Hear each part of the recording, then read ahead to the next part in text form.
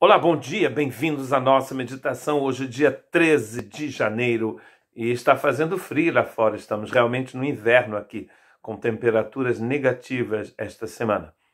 E eu gostaria então de ler em Provérbios 16 e verso 28. O homem perverso provoca dissensão, e o que espalha boatos afasta bons amigos. Estamos então falando sobre o problema da fofoca e todos esses problemas ligados à língua, que são então um grande empecilho para o crescimento do povo de Deus. Continuando lendo em Provérbios, nós encontramos um outro texto que vai falar praticamente a mesma coisa. Provérbios 17, verso 9. Aquele que cobre uma ofensa promove amor, mas quem a lança em rosto separa bons amigos. Quem cobre uma ofensa promove o amor. Nós encontramos um texto bem próximo desse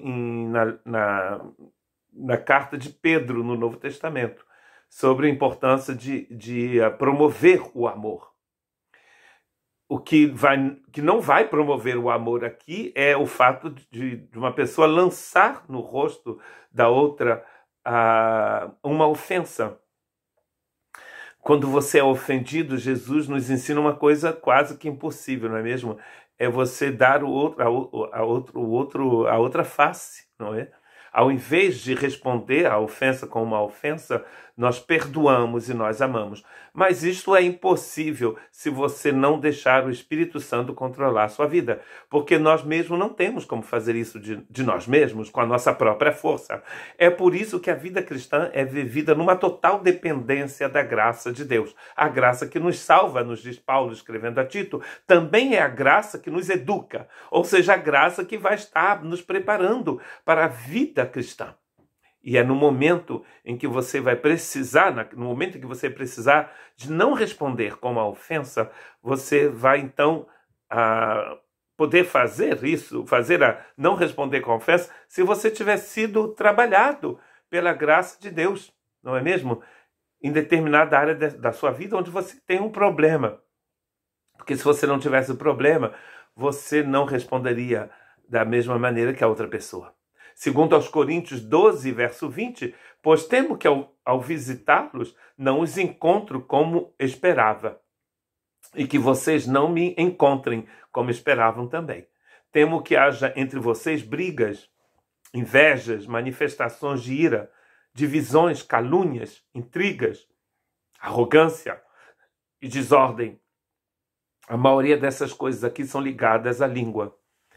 O que é interessante, porque você não vai encontrar nessa lista aborto, nem uso de drogas, nem determinadas violências. Tem gente que diz que ouvir determinada música é pecado. Não, ele não está falando nada disso, ele está falando de problemas relacionados à língua. E isso você vai perceber isso em outros escritos do Novo Testamento também. O que dividia a igreja, muitas das vezes, eram intrigas ligadas à má utilização da língua. Talvez seja por isso que o Espírito Santo está sempre falando sobre esse problema. Inclusive, se um dia perguntarem para você, Provérbios fala de quê? 3 palavras que definem o livro de Provérbios. Ao meu ver, Provérbios fala de sabedoria, fala de palavras, né? Fala da inteligência que a gente precisa ter. E constantemente Salomão está falando de problemas ligados à língua. O meu último texto se encontra em 1 Coríntios 1:10, que eu acabei de ler. Desculpa, eu li 2 Coríntios antes, 12:20. 1 Coríntios 1:10 diz: irmãos, em nome de nosso Senhor Jesus Cristo, suplico a todos vocês que concordem uns com os outros no que falam, para que não haja divisões entre vocês. Antes que todos estejam unidos num só pensamento e num só parecer. Essa é uma igreja perfeita. Bom, a igreja de Coríntios, longe de estar perfeita, né? Era a igreja mais barulhenta, né? A igreja que mais falava em língua, a igreja que mais falava em milagres, mas também a igreja que mais falava, não é mesmo? Mal dos outros. E ele está dizendo, falem da mesma forma.